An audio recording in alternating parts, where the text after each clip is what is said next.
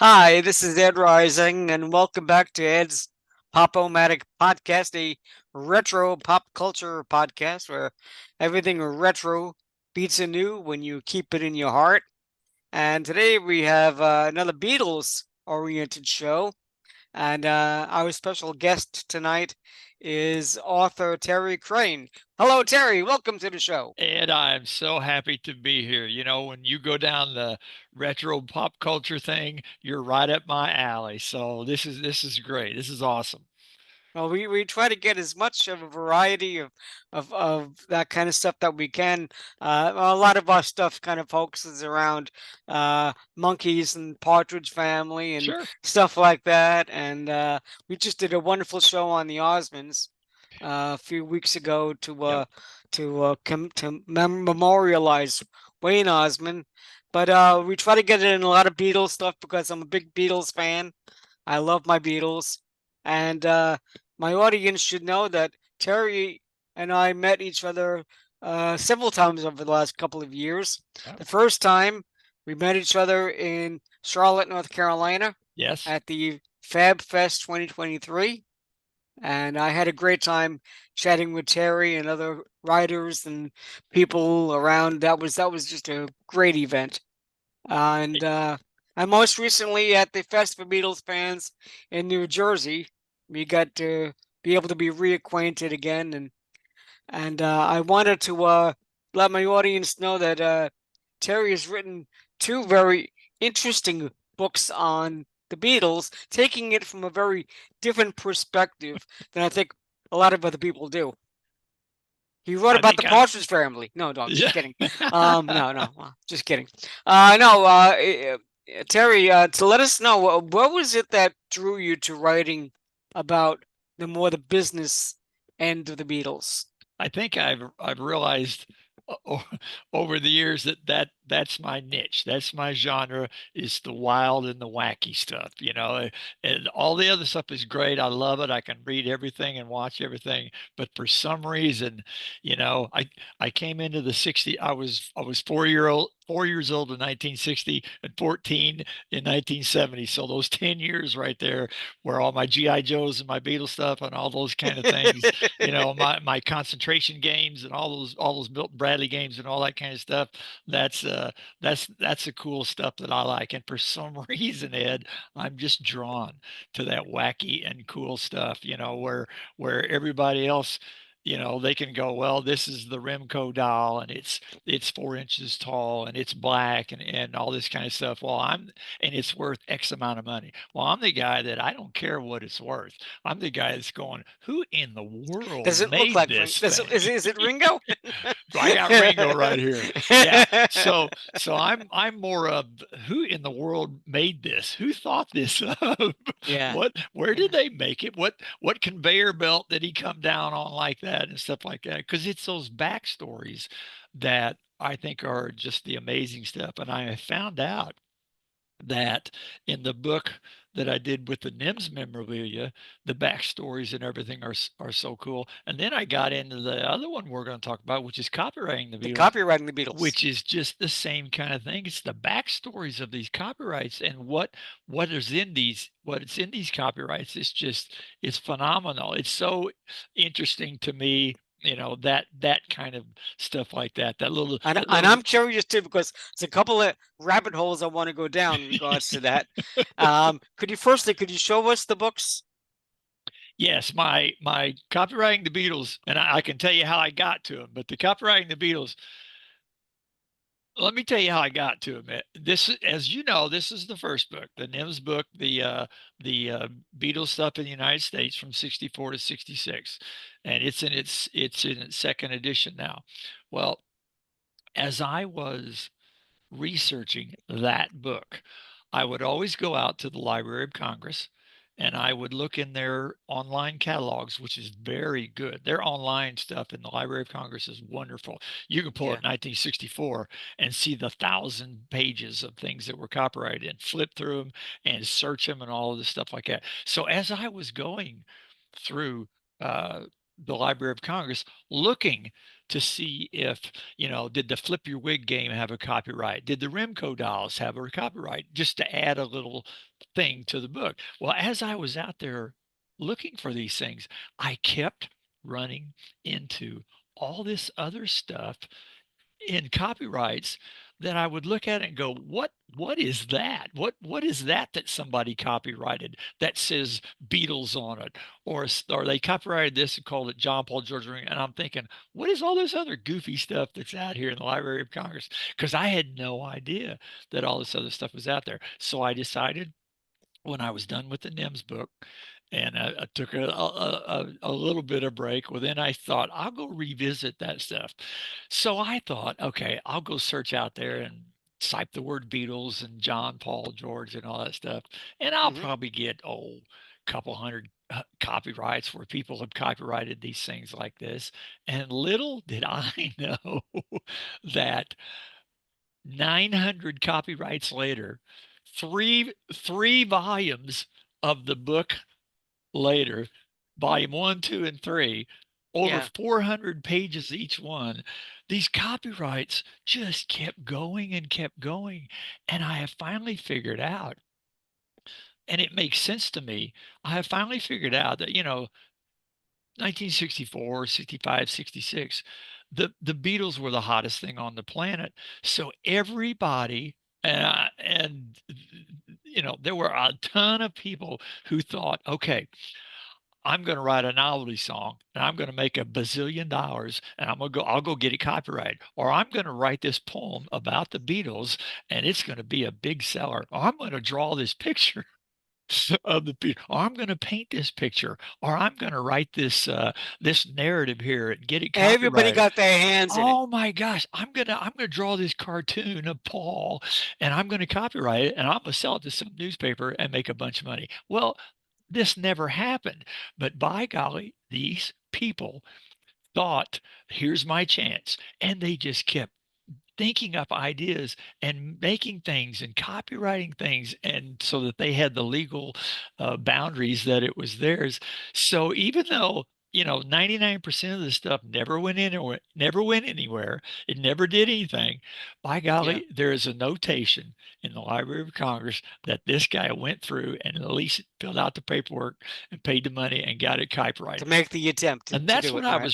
that's what I was Yeah. running into. So that's how I got from the NIMS to the copyright books. So just to give you an idea, if you'll let me, I've gone through and I've chronologically put everything that had Beatles or Beatles related had copyrights. All right. And I did the books, I did them in a chronological order. All right. So you can look on Monday, February 24th of 1964 and see that somebody copyrighted The Beatle, which is a novelty song. They also copyrighted, of all things, the Remco dolls that I just showed you. They went and did the Remco dolls that day and got official copyrights on them. And they also did another Beatle novelty song called Beatle Bust Out, and they did another one called Bring Back My Beatles to Me. So it just keeps going. But what was so interesting to me is that, and I've made a list for you, Ed. All right. You think, well, people copyrighted, maybe a doll and a painting or a picture of something. There are Beatles or Beatles related copyrights for musical screenplays, lectures, spoken word writings, dolls, Beatle records, newspaper artwork, paintings, drawings, articles, toys, Hmm. posters, albums, sculptures, jewelry, portraits, magazine, record cases, sheet music, novelty records, television scripts, newspaper cartoons, impromptu skits, books, photographs, documentary scripts, satire animations, cover records in French, Dutch, Spanish, and German, and more. It That just realizes how huge the Beatles were. and And that it's really pretty amazing that everybody wanted to get involved in all that, whether they exactly. were successful or not. Now, the book covers essentially the American um, uh, items, the American copyrights and the American novelties and so forth. So we're not even talking about what was done in Britain. No, we're not talking the UK. And I don't even want to go there right now because there was just so much in there. And we're researchers and we're authors and we look for things and we're trivia buffs and we're all kind of stuff and we think, well, we're pretty good at all this. I'm Yeah, telling you what, these are the things in here.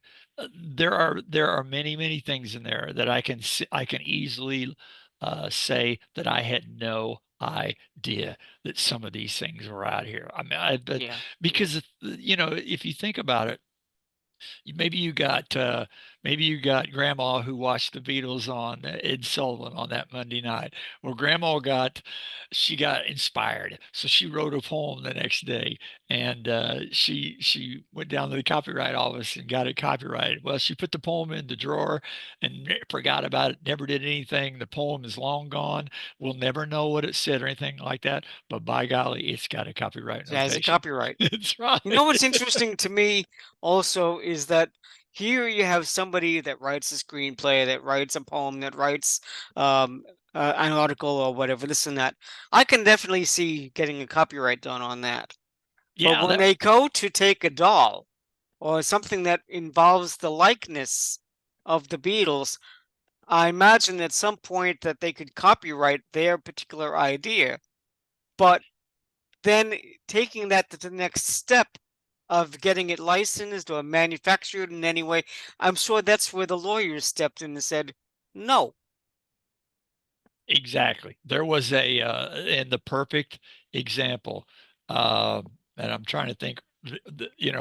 When Remco did their dolls, uh, they knew somebody was going to copy it.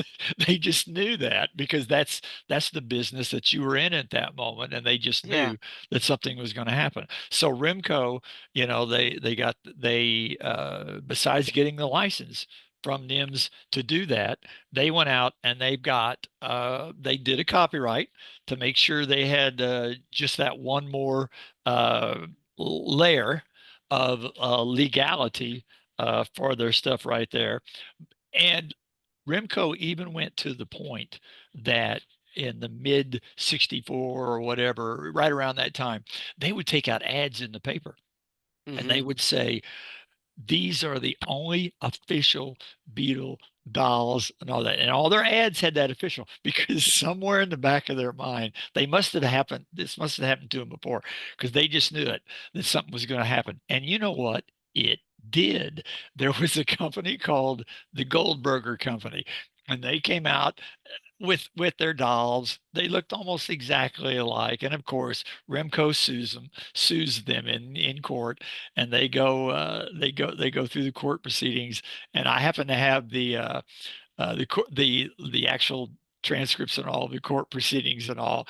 And it's like you just shake your head. You go, these guys weren't going to get away with this because No, they look almost Goldberger says, well, this is our banjo doll. We call it our banjo doll. And the guy said, well, it looks like they're holding a guitar. No, no, no, that's a banjo. it's a banjo. Well, they lost. Goldberger lost. They had to get rid of all their dolls and stuff like that. But that's the extra layer that people, when you get your copyrights and when you get your license from NIMS, and you got to be on the lookout because there was so many people, even in 64, who were making knockoffs and they'd get sued about it and all that kind of stuff. But that's a good example of that. They took them to court, and of course Remco won. Now, NEMS would have been the company because it was Brian Epstein's company or his family company that would have handled giving out the copyrights or rather giving out the licenses and so forth for Beatle property. What about the Beatles themselves? Did they make money on these items, or were they Well, essentially, taken advantage of by all these different marketing companies? the and it gets into that business, that complicated accounting stuff like that and everything. So you got NIMS sitting here, and NIMS was getting bombarded to we want a license for this. We want a license for it. They were getting bombarded, and Sure. they in late '63 they got a hold of their own lawyers and they said, you know what, we don't want to handle this. This is way too much for us to do. We're concentrating on the band and all that. So they got together, Dems and the lawyers and all that, and they came up with a company and they called it Strams Act. Strams Act. That was the company. All right. And their job was to do all the merchandising uh, everywhere. Strams Act was. So what Strams Act did right away is Stramzak created their own little offshoot company called CellTab. That's the one that was that offshoot company is the one that took care of the United States, all the licensing and all that kind of stuff. So what happens is you in the normal set of things, you got NIMS and you got, we'll say, CellTab down here. And normally, uh, the license agreement percentage wise is usually between 10 or 15% and sometimes up to 75% of what NIMS is going to allow you to do this, but we want money back for this. Okay, so you got a wide range there at that moment of, and on the lower end, like we said, was the 10 or so percent. That's and but the average is probably about 35 or 40% of you can go give a license to somebody, but we want 35 or 40%. Well, Mhm. the big rub at that time, and probably still is that Brian and all the lawyers and everything, they just said, you know what, we're only going to charge them 10% to do that. So you talk about a Wild West scenario where CellTab was selling things in the United States, keeping 90% of the money and paying Nims and Brian just 10%. You know, it's a tough call because who knew everybody who's making these calls now that say, well, Brian screwed the Beatles and only got 10% of the merchandising and this kind of stuff and all that. Well, the way I always look at it is everybody's looking at this with 2020 vision, Right. and Right. 2020 vision makes us all brilliant at this point. No one had any idea in 1964 that the hottest thing on the planet was going to be this band called the Beatles. Right. Brian could have been getting 10% of nothing because they could have flopped and not had anything. So Right. it's like, well, 10% is better than nothing. So, was the agreement a little low of the 10%? With what was the average of that time, yeah, it was a little low at that time. But I'm not gonna. I wasn't there. All these other Yeah. people who are so smart and tell you about it, they weren't there. They weren't seeing the percentage. They didn't know the situation and all that. They didn't have the 2020 vision. So I cut them a break on that. But Yeah, me too. what you do have to think about it. Back to your question. So let's say you sold uh, a Remco doll. Let's say that you sold this doll for 10 for basically $10. Well, rent Celtab was going to get their whatever they agreement they did with that company. Let's say they get, I'll just say, let's say they get a dollar for every one they sell. Well, then that dollar, 10% of that dollar, which I think is a dime, is what ends up back to The NIMS. Beatles. The Them's. NIMS. Well, Not not the Beatles, NIMS, thems. yeah, then NIMS slices it up, and they might say, well, we got to keep half for management thing, and we'll give a nickel of it to the four Beatles. So you got a nickel divided by four. So accounting wise, you can see how uh, this really you wouldn't have thought you got to as much money. But you know what? They finally ended up, they projected that there was going to be $50 million sold of Beetle items in 1964. So we're still not talking about nickels and dime there. We're still talking about some pretty good money. But, Sure. and Ed, I don't mean to keep talking, but the thing about that the Beatles and everybody would have been fine if Celtab and Nims and everybody paid the bills like they were supposed to. Oh, that's Oh, another so story, right? yeah, then there's the rest of the story where all of a sudden in 64, some of them weren't paying the bills like they should and all that kind of stuff. And finally, NIM sued Celtab and Celtab sued them back, and it was going back and forth like that. So, in the perfect world, they'd have probably had some decent money, and they weren't doing anything for a decent money. They just signed an agreement and said, go ahead and sell the doll. Go ahead and do that. But bureaucracy and everything else just got in the way. Accounting got in Yeah. the way. Legal got in the way. Lawyers got in the way. The lawsuits got in the way, and it was a mess, and it was an entire mess to go through that. Well, you know what's interesting about, I mean, previous to the Beatles, it was Elvis, and Elvis was huge, but not so much on the merchandising end, maybe for guitars or things like that. And I'm sure there was to some degree. Of course, the Beatles' explosion created the staple for anything that came afterwards, right? Any of the bands that became popular then, or then when they created things like the Monkees, or then the Partridge Family, the Osmonds, Jackson 5, and all that. And if you and I both remember, because we're both around the same age, Mhm. maybe you got a couple of years on me, but you remember seeing all these items that come through and whether anything actually ever was properly having a likeness of something where they had to be able to um you know the actual uh stars or musicians or whatever were actually benefiting from any of this is very much up in the tree. But you had this experience with the Beatles, as you're describing, with the copyrights and with all the manufacturing and all that was going on through that other companies who in a similar situation should have looked at that and said, "Well, hey, we got to make sure we do a better job of it, handling it now." Exactly. And then I've read stories that David Cassidy, for up until the day he died, was still arguing about money he should have received on the coloring books and whatever crap Exactly. from 50 or 40 years ago. Yeah. So you get and you're right. What people forget is that Brian and the Beatles and all the merchandising and all that, they were writing the book as they went along. There was no handbook for that. Elvis didn't supply a handbook when you got all the Wizard of Oz stuff before that. You got the Davy Crockett stuff, which was really popular in the late Yes, 50s and all that kind right. of stuff. You got all that merchandise, and Disney was doing wonderful, but nothing on the scale of what happened in the 60s. So the Beatles had no handbook. They couldn't flip through their computer program to figure out what they're supposed to do. Yeah.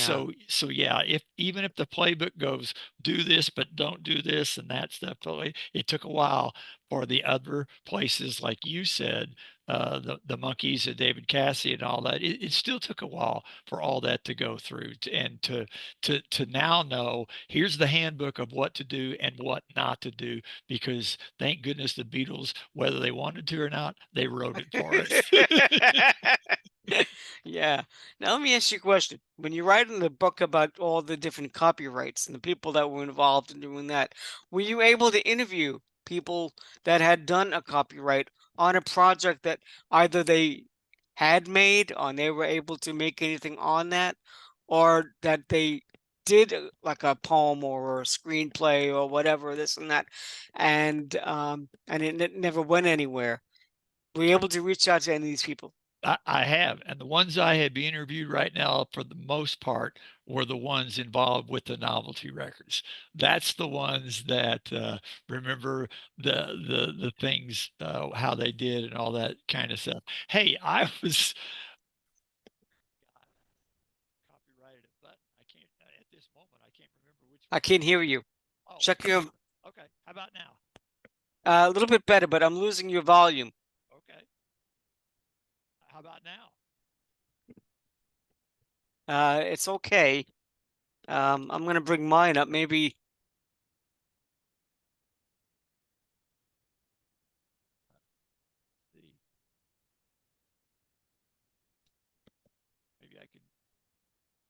maybe I can bring Oh, it up a little bit. How's that? Is that better?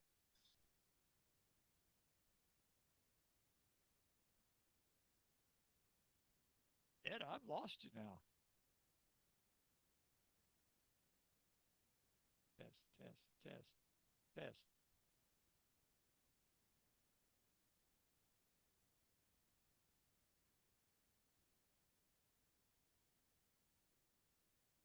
I'm still here. You can you get me?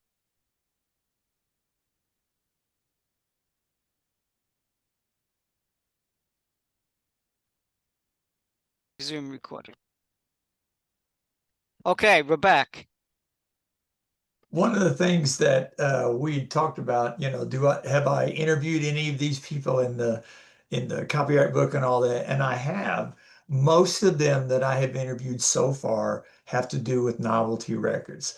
There's many of them still around, and they love to talk about their stuff and what they had. I've got one story that I like to tell. If I can go ahead and tell Please it, do. let me make sure. Let me check my note real quick because I want to get it right. Okay. So the thing about the novelty records, there's like 300 of them in the copyright books. There's 300 novelty records that are about some either John Paul, Joe Ringo, or the Beatles, or Liverpool, or whatever it is. And each of these records, they're goofy and they're wacky, but they're wonderful. And each of them seems to have some kind of story. But one of the stories is I always like to tell is I got to interview Gene Cornish. Gene Cornish is the guy from the Rascals. Okay. Uh, Okay. big star, still a big star. All right. Well, back in 1964, Gene Cornish was in a band. And the Starlighters. Well, as producers and managers did back then, they came and say, "We got to get on the bandwagon. We're going to record a Beatle novelty song," and the guys all roll their eyes and all that, and they go, "Well, okay," because everybody else is doing it. Well, what they do is they change their name. They're not the Starlighters for their novelty record. They're called the Unbeatables, is what they are. And they do this novelty record called I Want to Be a Beatle. All right, yeah, I know. Gene Cornish helps write and all this kind of stuff. So it doesn't go anywhere. It doesn't do anything. And the average lifespan of a Beatle novelty record at that time was 2 weeks. That's all it was. Yeah. And I got a whole story about that too. But so it's just like all the other. It's not that good and all that. But so Gene and his band are playing in the around the New York area and all that, and there's not too many people coming to see them. It's just a normal crowd and all that. Well, their manager comes in and says, "I've got us a gig for 2 weeks in Puerto Rico." And they go, "Well, okay. I mean, we're in our early 20s. Why not? Let's go to Puerto Rico." Let's go on vacation. Yes. So he said they go to Puerto Rico and they're getting off the plane, and there are 2,000 people at the airport waiting. So Gene says, they're looking around going, "Well, who in the world are these people waiting for?" Well, little did they know they were waiting for them. He Oh said it my was like God. he said it was like the Hard Day's Night movie all over. He said they get to the airport and the hotel, and you're at the hotel. There's people running after them in the streets. There's young girls hiding in the elevators and in the hallway and in the clothes chutes and trying to get into their room and all this kind of Oh stuff. my He said God, it's that's hysterical. nuts. It's nuts. And they sold almost 3,000 copies of that novelty record Oh my in Puerto God, that's Rico. hysterical. And they did like 15 shows over there, and one show had 10,000 people standing room only like this. He said it was the weirdest, nuttiest, greatest thing they've ever done. So of course, their 2 weeks is up, and they get back on the plane, and they fly back to the States, and they pull into New York, and nothing. It's Nothing. just like they go off the plane and there's nobody waiting for them. And they go back to playing their little clubs and all that. He said it was one of the weirdest things. but Did that they ever that's a think of trying to do a follow-up record? no, they were done with the Unbeatables and went back to the Starlighters, which morphed and morphed and morphed into the Rascals. But and you know what? The thing about these novelty records, you got you have a I can't remember what band at this moment that it started at, but they morphed and morphed into Rare Earth, which was a big band in the In the 70s and 70s, all yeah. that kind of stuff like that. And there's so many of these backstories, just like Gene Cornish's backstories. There's so many of these weird backstories on these novelty records that they've become probably my favorite thing out there. But you know, they should be. Of the let's say 900 copyrights that were between 64 and 66 of Beatles or Beatle related stuff, a third of them were novelty records. People were coming out of the walls writing novelty records about the Beatles. And I'll give you another perfect example. I read an interview once. There was a novelty, there was a band called the Bugs. Okay. So the guy on the Bugs said, here's what happened. He goes, Sunday night, I watched the Beatles on the Ed Sullivan Show. Okay. Monday morning, I write this novelty song. Okay. Tuesday, I'm in a band and I teach the song to the band members. On Wednesday, we record the song down at the recording studio. On Thursday, we do little tweaks and all to the recording to see, make sure it's okay. On Friday, we pick out the label to slap onto the 45, and the 45s are getting printed. And by Saturday afternoon, the record is in the local Woolworths or the local Ben Franklin or the Amazing. shop like that. And that sums it up to me. That's how they were done. And like I said, the shelf life on those were about 2 weeks and then they were Yeah, done. yeah. So it's that kind of stuff that you realize, what a Wild West, keep going and all that. There's about 300 novelty records out here in all the books and all that. But I hear in that time frame between 64 and 66, I hear there was actually about 500 Beatle novelty records. So, which makes perfect sense. 300 of them, they decided to go through and actually fill out the paperwork to get it copyrighted. The other 200, let's just get it out there. Let's just see Right, right, what, right, right, right. let's just Because see what happens and not who'll everybody's buy gonna it. go legal, right? You know, they Exactly. just let's cash in as best as we can and And if move you go on to the legal, next thing. yeah, Yeah, if you go legal, that takes time. We don't have right. time because the That's Beatles, fine. Could Beatles be over in a month. they could be over in a month. So let's get it out there. Oh, all those stories are just nuts for me. I love those things.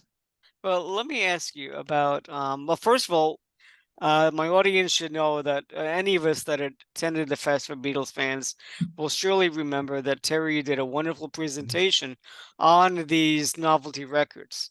And I'm telling you, that was just so much fun to hear little snippets of the songs and some of the stories as you're telling now. And that was not only was it entertaining, it was also just so very funny to get some of the ideas that came people came up with and to celebrate the Beatles records, their music with another record. I think is a Exactly. very cool idea, you know. I think that says a lot, you know. Yeah. And one of the things and as I was, and thank you for the kind words about the presentation. One of those things you think about is some of these novelty records were copyrighted before the Ed Sullivan Show, which means in January of 64 and that first week of February of 64, people were already coming up. They had the insight and were already coming up with ideas about what's about to happen. There is a there's a novelty song called A Beatle I Want to Be, which was one of them I talked about in the presentation by Sonny Curtis. Who was Sonny Curtis? Well, he was in the Crickets with Buddy with Holly. Buddy Holly and all of them. And he wrote later on, he wrote I Fought the Law and Yes, the Law Won, one of those like that. All right. So Sonny Curtis writes a Beatle novelty record 2 weeks, if not a little more, before they're even on the Ed Sullivan Show. So he figures out something's going to happen. and come up with that. And it's the little stories, the backstories. The Sonny Curtis song like that, "A Beatle I Want to Be." Who's playing guitar in the background? Glenn Campbell. Who's playing keyboards back there? Leon Russell. They're mixed in the The mixed. whole wrecking crew, And man. the Yeah. whole you get so many name drops on Beatle novelty records, and that's what drew me. It's just like I said, it's the backstories of all that Let stuff. me ask you about Sonny Curtis again. Years later, Paul McCartney would buy the Buddy Holly catalog for publishing. Are you aware if he had any kind of contact with Sonny Curtis? I think he's played with the Critics or a group that called themselves the Crickets at one point or another. Yeah, and I'm not sure if Sonny Curtis um, owned very much, no, owned up very much on the I want a Beatle I want to be, because I do have a quote from Sonny Curtis where he says he'd always been a little embarrassed about the song. Oh, sure. I And can understand that. that's what happened back then. That's just like the Unbeatables and some of these other ones that, they roll their eyes and go, okay, we'll do a Beatle novelty record. Hey, Ed, I told the one story about the young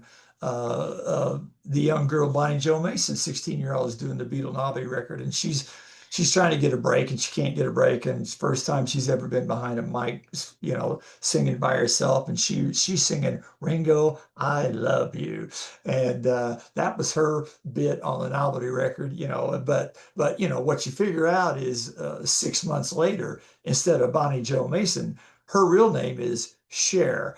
Yep, Cher's got a novelty record. So, she's Sonny and Cher the next year. But Right. by golly, for those few minutes, Bonnie Jo Mason and Ringo, I love you. You can't. So, What's interesting about the thought about whether this was going to take off. The fact that you said that some of these records were made before the Ed Sullivan yeah, appearance is that even like I guess the Brian Epstein or whoever was involved in writing the Hard Day's Night film, that was conceived, I believe, in November of '63. correct. So the British Beatlemania was certainly going on, and that was huge. That was Um, huge. Yeah. but tend to turn it into an American film, or maybe or just a film. That just seems to be a lot of money involved and effort and so forth for something that might blow over in a month, Oh, you know? and exactly. And one of my, I was looking chronologically, but when the Beatles touched down on February 7th in New York, well, there was already another novelty song, "I'll Let You Hold My Hand." "You Got Me Bugged." We've got an awful lot of Beatles. These were all copyrighted. The Beatle Bounce.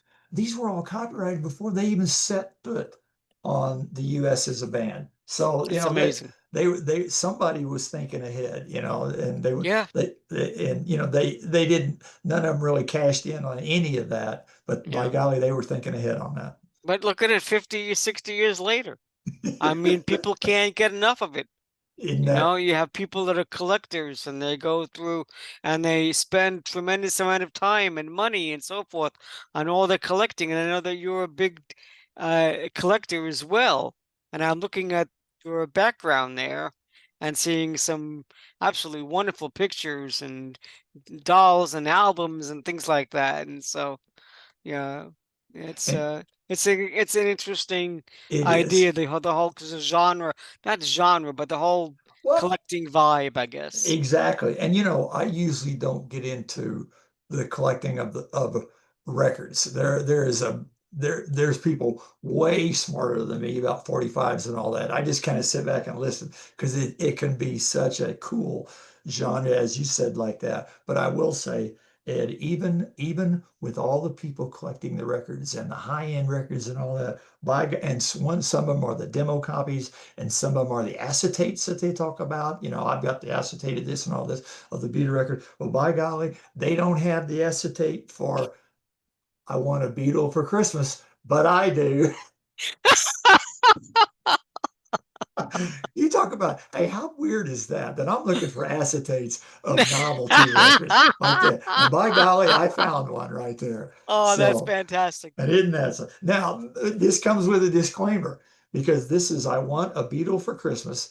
from December of 1964. Well, Ed, the interesting thing about that is back then you can't copyright titles to songs. Okay. So in December of 1965, if you called up the local radio station and said, I want to listen to, would you please play I Want a Beatle for Christmas? The DJ would go, which one? Which one? Because there's There's five. five.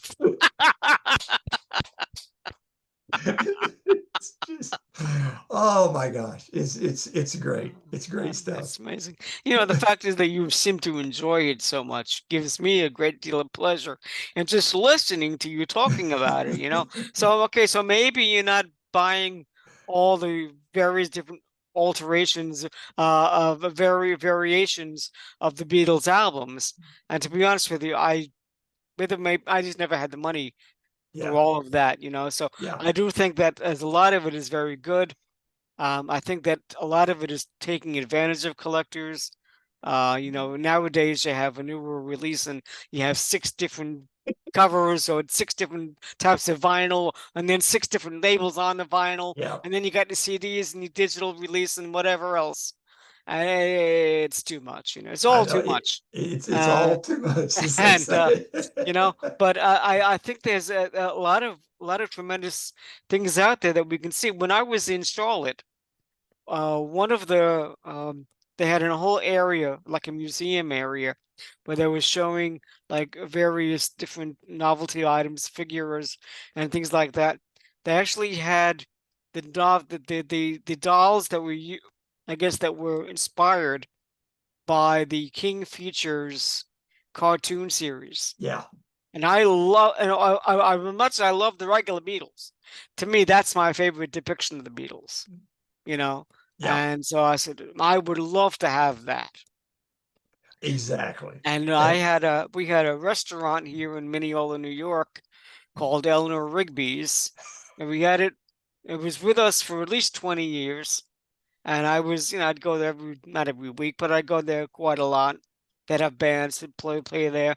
They did a wonderful job of decoring the restaurant with an Abbey Road thing, so the band could play be in front of that. But they had all kinds of memorabilia all over the restaurant, including the King Features dolls. So I was like, I would come in there and say, I want those dolls. So exactly. couple of years later, they decide to sell or move out, and the sad aspect of that story is, from what I understand, is that all that stuff was thrown away. How that could be possibly done blows my mind. It upsets me to this day. Yeah. Yeah. But you know, people don't understand what they have. They don't Right. appreciate it. Exactly. Exactly. Hey, if you got time, I wanted to tell two things about copyrights Please that I thought talk was about I copyrights. thought was just kind of interesting. You know, you think about, well, what in the world, what would people copyright besides a doll or a poem or something like this? Sunday, May 15th, 1966, somebody walked into the copyright office right here, and I'll have to read what it is, and they copyrighted a humorous verse. Well, that's what they copyrighted, was a humorous verse, and it was called "To Beetle or Not to Beetle." And I guess somebody wrote this poem that they thought was really good. And they went down to the copyright office and they got it copyrighted on that day. I don't think it ever went anywhere, but I thought, well, Yeah. that's a unique one there. But one thing I learned, you know, like I said, Ed, we learn it. We learn all the time in these things. You know, it's just blown away. What I did not know in the copyrights, and I've got two, and I know I'm just holding up and you can't really see them.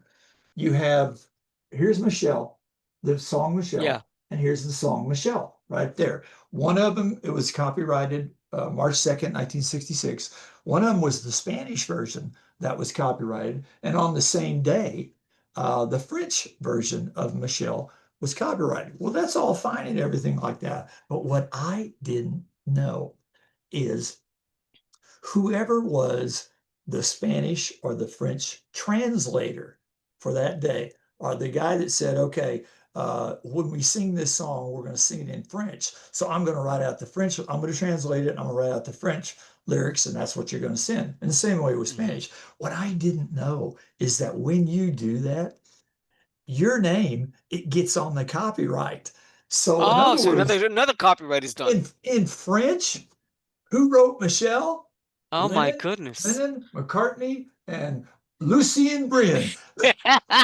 That's who wrote Michelle in France. And over in Spain, on Spanish, you got Lennon, McCartney, and Jorge Corsica. That's the three writers of the song Michelle. And I'm Now, thinking did they get money back that they for got being on the on this cover. song? Oh So my God. I'm sure that Can you whatever, imagine? I know it, whatever royalties happened on that. And I kept thinking, oh, that can't be true because And it's that's all got to that. be every Beatles single. It's everyone that was copyrighted in a different language. You see what I mean? Everyone had a Yeah. translator, so the translator got noted on the record. I had no idea Yeah. that some of these songs, when it was in a different language, was no longer just Lennon and McCartney. It was It's Lennon, McCartney, and Corsica. now that's the name of your next book. That's the name of your next book. I think that's great.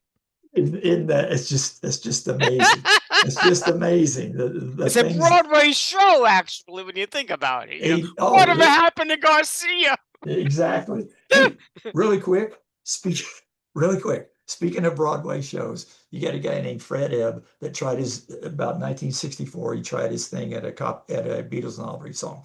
Didn't do very well. Didn't do at all. In fact, I'm not even sure they recorded it. That it wasn't. It was just another one. They went out and copyrighted it, but they didn't do much. They didn't do anything with it. So Fred Ebb decided to go a different route.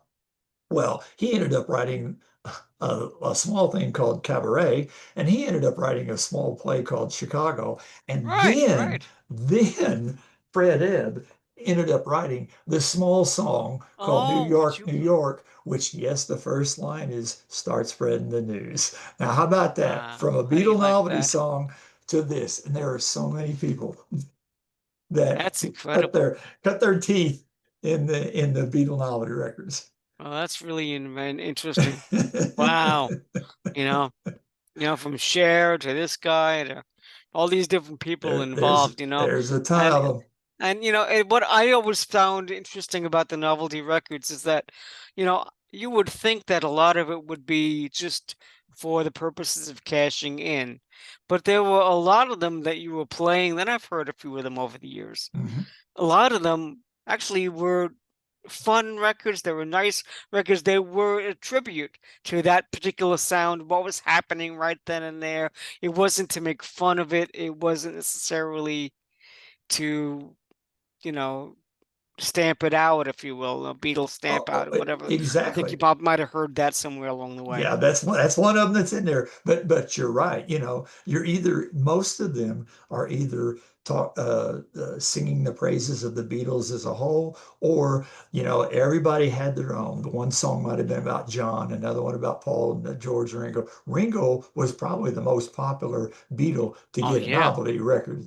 sure. Everybody sang Who loved around. that name Ringo? Yeah. Exactly. Everybody sang around a song around Ringo and all that, and they just loved it. He had that thing that you could mold that whole song around there, and they were great. You listen to them, and sometimes the arrangements are great.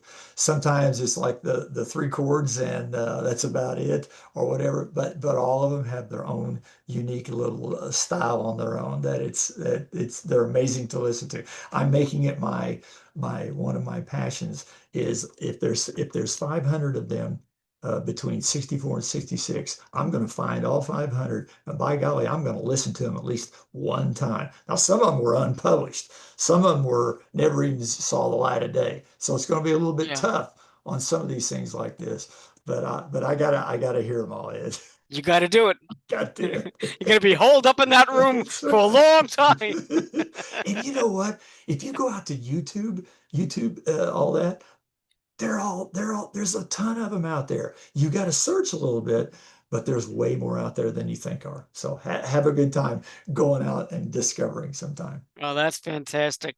And again, my guest tonight is Terry Crain, Beatles author of the NEMS book on the business of the Beatles and copywriting the Beatles.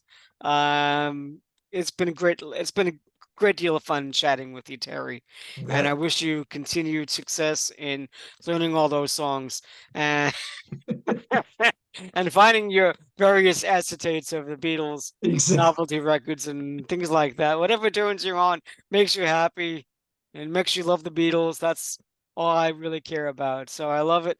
I want to thank you for being on Ed's Pop-O-Matic podcast, a retro pop culture podcast. Before we let you go, Terry, could you give people where they can contact you? You can go to fabgear.company, which is my place. It's got all the books and everything. They're also available at goldenagemusiccollectibles.com. And the copyright books are also available out on Amazon. So do your shopping, see what you can find, and we'll take care of you. Super duper. And as far as for me, you can reach out to me on Facebook. Just search out for Ed Rising and you can try to find me there. They have a YouTube page for the web for the podcast, Ed's Pop-O-Matic podcast on YouTube. And believe it or not, I've got a bunch of videos there of these shows that we keep doing, and they haven't shut me down yet. So with you got that, and it's I really appreciate my guest being on the show, Terry Crain, and all of you watching and listening, and have a wonderful evening. Thank you so much. Good night. Thank you.